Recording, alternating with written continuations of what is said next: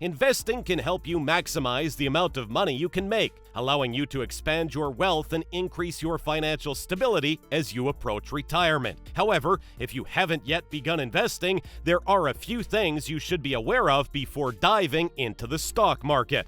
Number 6. Start with a plan. You should have a plan and be financially solid before taking on the danger of investing your money in the stock market. Before you get started, consider the following advice from Douglas Boneparth. Determine your financial objectives. You're probably investing because you want to start saving for retirement. According to Boneparth, the first step in achieving any goal is to identify it and then measure it. Can you tell me when you aim to achieve them and how much they will cost? Finally, rank your objectives in order of significance and urgency. Which of your objectives do you want to tackle first? Number 5. Recognize your cash flow. It's critical to understand how much money you bring in each month and how much you spend. This manner, Boneparth explains, your savings and ultimately your investing will be steady.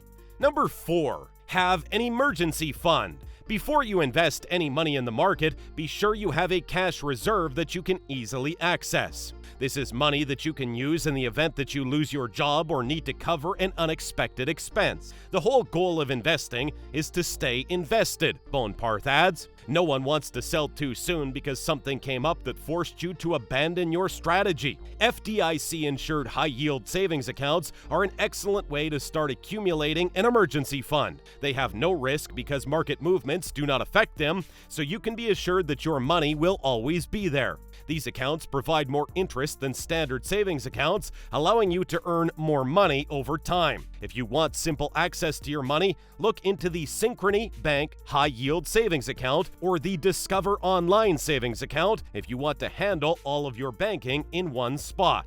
Number 3. Keep your retirement money in check. When it comes to investing, there is a reason the majority of Americans do it through their retirement accounts. It's low-hanging fruit. If you have access to a company retirement plan, such as a 401k, make sure that a portion of each pay period is automatically put into the account. The recommended contribution amount is between 15% and 20% of your gross income, but do what works best for you and your budget. Make sure you are contributing enough to meet your employer's 401k match if your company offers one. Otherwise, you will be squandering free money. Anderson recommends checking to see if your company's 401k plan has target date funds to get you started. A target date fund is one that you select based on the year you intend to retire. If you aim to retire in 2050, for example, you should choose a fund that is closest to that date. Your fund will rebalance as you come closer to your retirement year, reducing the amount of risky investments. Number 2. Invest in something that you can easily keep checking up on. While investing through your employer's retirement plan is the most convenient option, not everyone has access to one. If you find yourself in this situation, consider creating a regular or Roth IRA account to avoid falling behind on your retirement savings. There is a variety of investment vehicles available to let you invest outside of your retirement funds. You do not have to be a guru, says Lauren Williams, a Texas-based CFP and founder of Worth Winning. You need to find an investment vehicle and focus getting money into it. Consider investing in a robo-advisor like Betterment or Wealthfront or a monthly subscription service like Ellevest if you don't know how to monitor the market closely.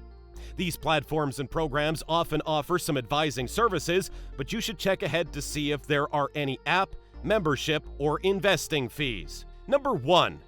A professional assistant is always an option. You might also hire a professional to assist you. Even if you're just starting out, some financial planners charge by the hour or offer a monthly retainer that you might be able to afford, says Scott Schwalwich, a CFP and wealth planning advisor with Anderson Financial Strategies in Ohio. What are your thoughts on it? Let us know in the comment box below. If you liked this video, then give it a thumbs up and subscribe to our channel for more interesting videos.